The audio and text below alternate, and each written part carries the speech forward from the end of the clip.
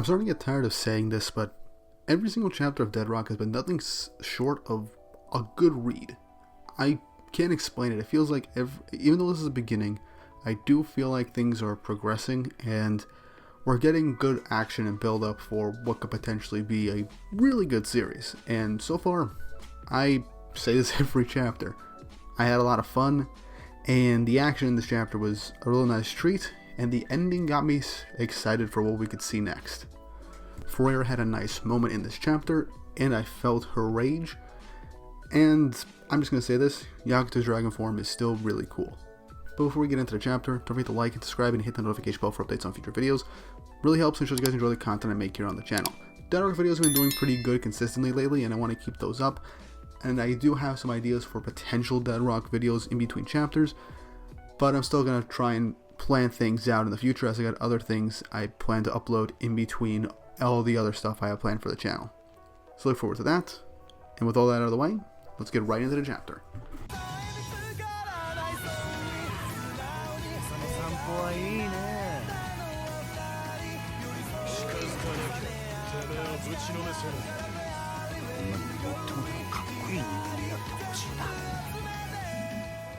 Chapter 5 of Dead Rock, titled Fire Cry.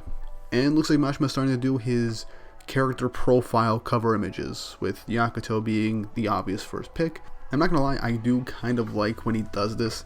Gives us some extra insight into characters without having to put it into the story. While it'd be nice to be in the main story, it's just nice to give just a little bit extra, like on the side, to give us a more of a fuller picture of the character, like their likes, their dislikes, and all that. So just a nice piece of extra information, and I can't wait to see for the rest of the Dead Rock 7. Anyway, this chapter starts off where last week gave us Yakuto going into full dragon mode and going basically berserk on all of the zombified students that Laozen sicked on them. And starting the chapter off with a 2-page spread of Yakuto in his full dragon form. Nice. I appreciate this image so much. He does a good dragon design. Even though this does resemble Acnologia, the key differences make it just as good. I cannot stress enough, this is probably one of my favorite dragon designs that Mashima has done. Anyway, Ryzen is cheering on Yakuto for going into full dragon mode and tearing up the enemies that they're facing, and we see Forrera basically being in shock that her older sister is basically been turned into one of these undead fighting machines against their will. So the trauma and emotions that are going on in her head, it's a lot. Her zombified sister goes up to her and tries to obviously bite her and kill her, as Forrera's just frozen in just shock, with Mikoto lunging in to save her at the very last minute, telling her not to space out. But we then hear Yakuto just roaring up a storm, and he almost crushes Ryzen underneath his feet. Granted, he's a zombie, so he's basically immortal at this point, but still, it can be kind of a dick move to squish your friend like that. Mikoto then notices a dark aura around Yakuto's dragon arm, as something is corroding him and he's not in his right mind. So this alludes to the curse that we found out at the end of chapter 3 that Yakuto seemingly has. So it's very possible that him going into his dragon form causes this curse to eat away at his mind and cloud his judgment and make him go berserk. At least that's what I'm getting off this. Either way, really nice piece of consequences for going into his full dragon mode, so I'm curious to see how he's gonna deal with that moving forward. Hani ends up crying out to Choco to not get crushed, but we immediately get the comedic panel of the second things start to go to shit. Choco just dips out of there incredibly quickly. Yakuto lunges towards the group, and Hani just says, "Are you all stupid?" as he grows in size to match Yakuto in his dragon form's full size, and smack him away with his giant lightning hammer, as Laozen is laughing after Yakuto gets thrown into the side of the Coliseum. A full-on kaiju fight is not what I expected in this chapter, and I kinda love it. Anyway, Hein gets Ryzen as the two of them go off to try and fight Yakuto and get him under control, even if it kills him, which is kind of funny.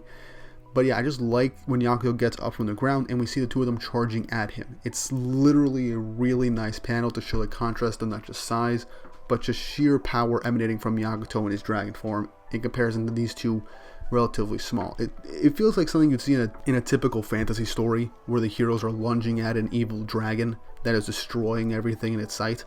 So it's really cool, and I just like panels like this, showing the sheer scale of a giant monster facing off against, basically our heroes. Hein and Ryzen dodge Yakuto's strike as Ryzen then slashes Yakuto's right arm, but it doesn't really do much, barely even leaves a scratch on him. Hein then tries to lunge a slash attack on Yakuto's face, but it immediately burns away as he dodges another one of Yakuto's attacks. So we basically have 3v1, Hani in his giant form, Ryzen and Hein fighting against Yakuto going berserk in his dragon state. And obviously Hani is just not being able to handle Yakuto's dragon state, as he does have a show of a crack and is getting exhausted, saying how he's really tough. In the chaos, Forrera goes over to try and find her sister and save her. Mikoto tells her that it's just not really possible, she's kind of lost, can't be saved. But Forrera goes off and says that she's going to try and save her, as Yakuto roars in just sheer dominance, as he's completely out of control. Multiple of these battle pets that Allyfun created are basically all dead, and he says, fine, I don't really care if you kill all of them as long as I get my hands on you later. And Allyfun is literally getting ready to charge up his own special trump card attack, as he's getting very excited at the prospect of all this action. Yakuto lunges at Hani as Hani basically holds him back with just sheer force as the two of them clash. We then cut back to Forrera, and she looks over at all of the zombies as she's trying to look for her sister, until eventually she spots her. Her older sister lunges at her, instantly about to bite her, as we then get a flashback to Forrera's childhood as she's being teased for the hand-me-down clothes that she is wearing by the other kids in her grade, as her family is seemingly pretty poor. But Forrera says that she doesn't mind about all this because it's from her sister, and that anything from her is considered brand new. She then meets up with her sister as the two of them stare off in the distance. Her sister talks about going to Dead Rock and how she'll end up graduating one day and be able to rule a part of the human world, and they can get as much money as they want. Forrera says that even still, she's going to try and beat her, and the two of them kind of bicker back and forth over who's going to be stronger at the end. But Forrera's sister says, because I'm the older sister, I've got to be stronger than you so I can protect you. And Forrera just says, in this end of the flashback, that I swear I'm going to get stronger than you. As we cut back to the present, as the two of them clash fists, burning with fury. And I just like the ensuing inferno that circles around them, burning up all the other zombies around, narrowly hitting Mikoto in the process. Forrera and her sister begin to exchange blows, as Forrera acknowledges that her sister would obviously be strong, and that she's always looked up to her. Mikoto says that this is the reality of things, you can't save her, she's already long dead. She's beyond help. And Forrera in anger begins to launch another strong fire attack, as in a nice 2-page spread, she basically punches and burns her sister's head clean off, basically killing her, saying that she's going to surpass her sister. So she killed her sister, she beat her, and she surpassed her, and in a sense, put her out of her misery. And I just like that after she proclaims that she's stronger, she begins to break down crying.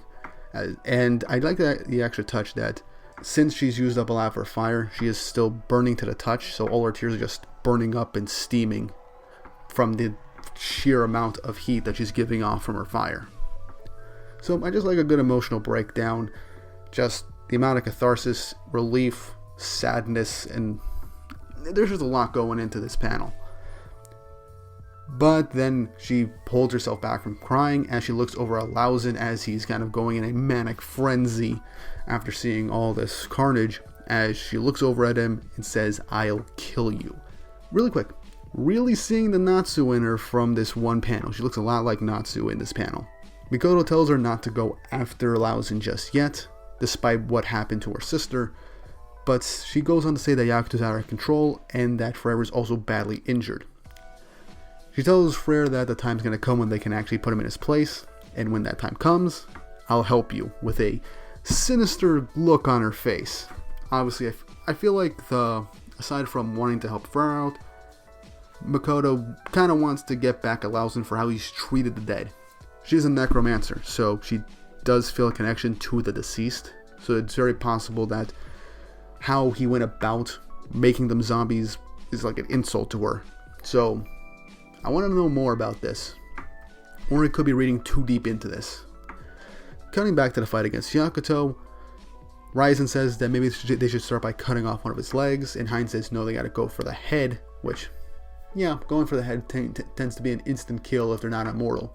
As Hani is being forced down onto the ground, as he can't really hold up to Yakuto, so he's trying to get him to calm down.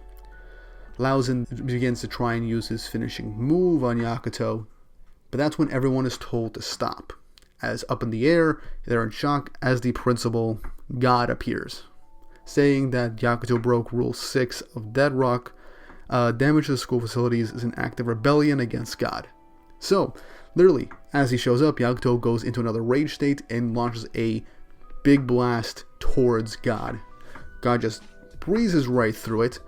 It even blows it away with a little bit of a breath, completely evaporating and canceling out the attack, as he goes over and just slaps Yakuto clean on the head, saying that you're going to the blood dungeon. And in that instance, Yakuto falls to the ground. We see potentially energy being drained from Yakuto, as now he's down onto the ground, as everyone is kind of in awe of what just happened. And we get some nice quick panels of Yakuto transferring back from his dragon state into his normal base form, as God looks in intrigue as he notices that Yakuto is in fact a black dragon. We then cut to Dead Rock's chapel and go to the third floor of the underground, which is the blood dungeon, where Yakuto is essentially stripped naked and chained to the wall, as he's met with Lilith. Okay, I'm just gonna be flat out here. I feel like Mashima is just full on not being subtle anymore, completely in any of his series about the shit that he's into. I'm just gonna leave it at that. But yeah, anyway, Lilith says that killing's allowed at the school, but they can't destroy the buildings, as apparently destroying Dead Rock is basically like trying to attack God himself. So you can't take out any of the buildings or surrounding areas, because it'd be considered an act of rebellion. An interesting rule. I'm curious to see where that comes from.